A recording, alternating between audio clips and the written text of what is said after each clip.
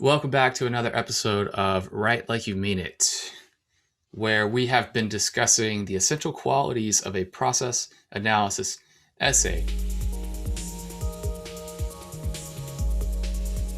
We've gone through 1, we've gone through 2, number 3, number 4, and here we are at 5, the big high five, which is try to anticipate difficulties.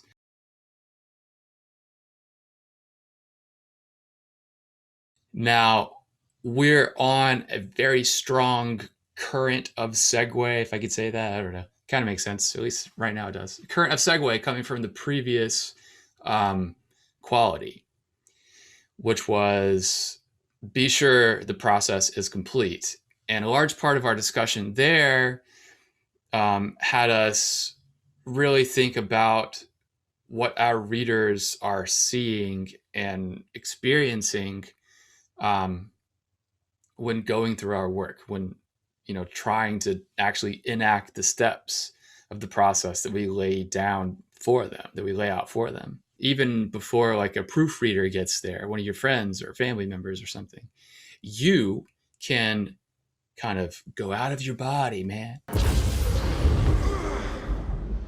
No, right? No, you can reposition yourself as your reader, and in that way, see through the eyes of others, of potential others, to find out what your essay is made of, to find out if you've covered the ground. Making sure the process is complete is trying to anticipate any difficulties.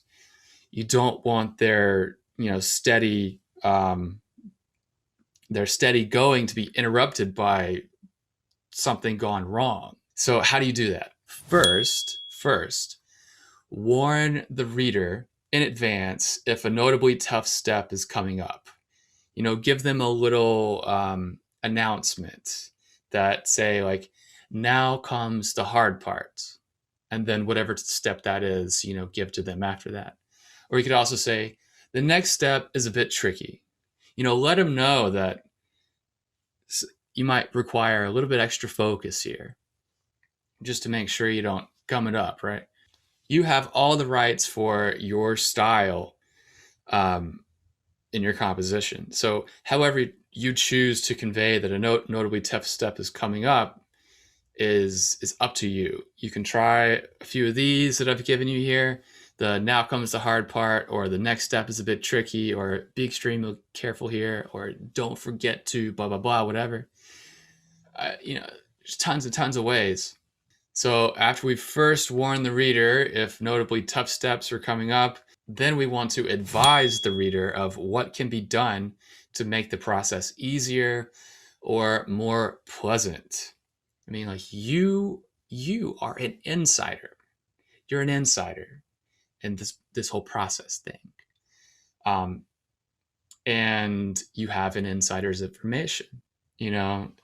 Like, for example, the process of changing a flat tire does not require anyone to put the lugs into the inverted hubcaps so they won't get lost. But it's a technique that people in the know, insiders, use to head off trouble before it starts. Your readers will appreciate this greatly. Another example, painting a room does not require anyone to wear an old hat, but you mentioning the advisability of an old hat might be appreciated by anyone who prefers paint-free hair. No! Paint! I got paint in my hair! So yeah, advise your readers of what can be done to make the whole thing just more streamlined, more pleasant, more enjoyable. Less going wrong and more going right.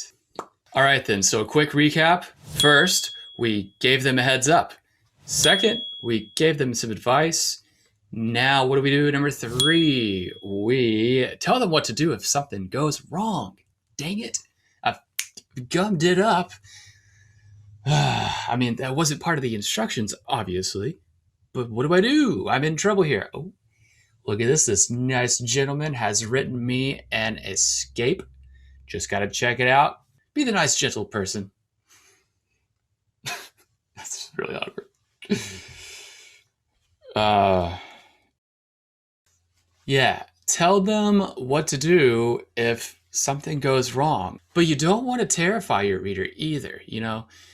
The purpose of telling them what to do if something goes wrong is not to, you know, accidentally instill fear.